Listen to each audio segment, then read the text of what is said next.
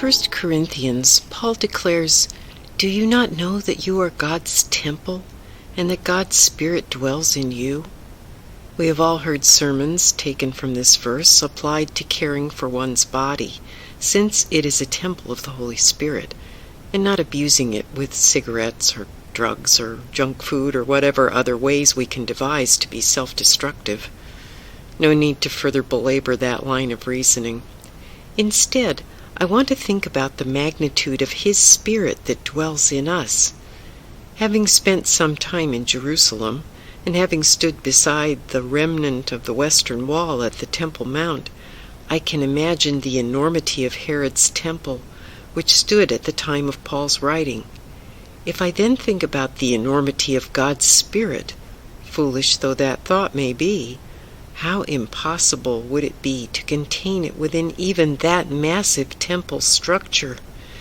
And yet, as Paul declares, the fullness of His Spirit is residing right now within my spirit and yours. I say the fullness of His Spirit, for after all, if God did not spare His own Son for love of the world, what would God withhold from His beloved children? So I want to hypothesize for a moment that we all vastly underestimate the enormity of God's Spirit which is contained within our spirit. The words vastly underestimate do not do justice to this hypothesis. There aren't words to express the extent of that underestimation.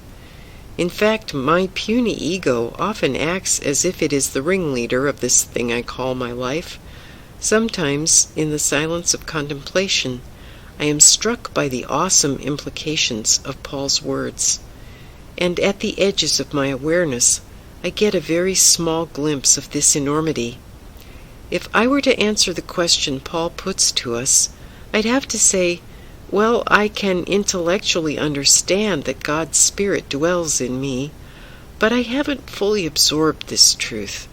It might take me just a little longer to come to understand this and live accordingly. Perhaps a lifetime.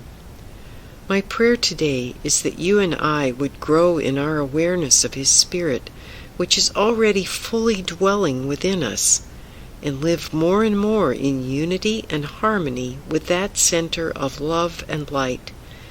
We don't have to clean up. We don't have to stop eating junk food. We don't have to make our home worthy to receive His presence.